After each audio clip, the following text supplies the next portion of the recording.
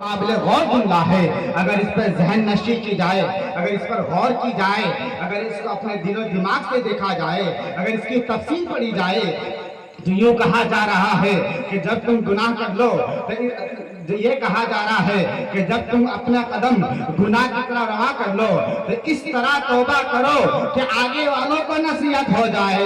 یوں کہا جا رہا ہے کہ اے میرے مسلمانوں، تم گناہوں سے واپس آ جاؤ، اپنا قدم گناہوں کی طرف نہ لے جاؤ۔ اگر تم گناہوں سے توبہ کر لو دوبارہ اس گناہ کی طرف نہ جاؤ۔ اگر تم گناہوں سے توبہ کر لو تو اپنے دل و ذہن میں کبھی یہ تصور نہ لاؤ کہ میں کبھی بھی اس گناہ کی طرف روا دوا ہوں گا۔ گویا کہ اس کی ایک چھوٹی مثال یوں ہے کہ جب انسان کسی گائے یا جانور یا بکری کے تھن سے دودھ نکالتا ہے تو دوبارہ وہ دودھ اس کے تھن میں واپس نہیں کر سکتا ہے۔ یہ بہت عقلی مثال ہے۔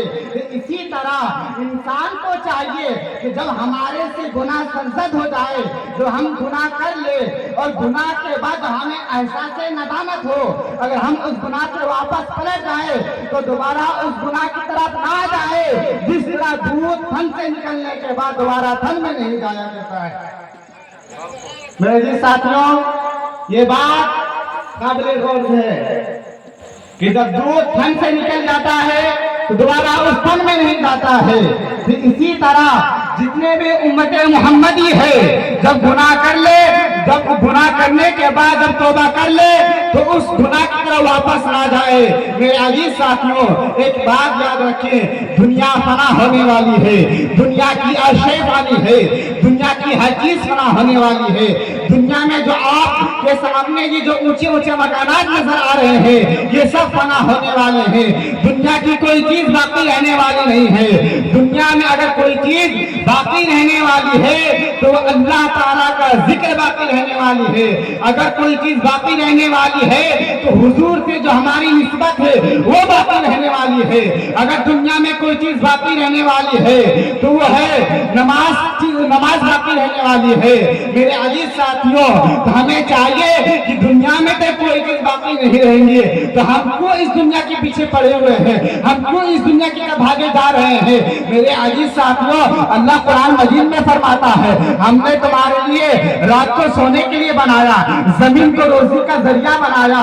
یہ ایسا نہیں ہے کہ تم دن بھر روزی تلاش کیا کرو، رات بھر سویا کرو، اس کا مطلب یہ نہیں ہے۔ میرے عزیز ساتھیوں، وقتاً فوقتاً اور روزی تلاش کرو۔ اللہ کا مقصد کیا تھا کہ زمین میں امت محمدی کو پیدا کرنا ہے، اور اللہ کا مقصد یہ تھا کہ جب میرا مخلوق دنیا میں جائے گا تو میری عبادت کرے گا، میرا شکر ادا کرے گا۔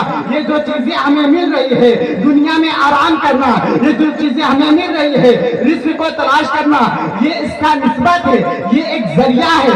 یہ ہمیں کیونکہ انسان کو عبادت کرنے کے لیے اس کے بدن میں طاقت کا ہونا ضروری ہے، تو اللہ نے یہ تمام چیزیں اس کا ذریعہ بنایا گیا ہے اللہ کی عبادت کرنے کے لیے، اللہ کا شکر ادا کرنے کے لیے۔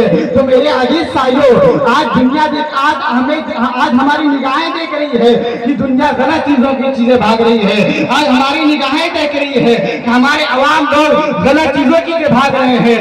یاد رکھیں تو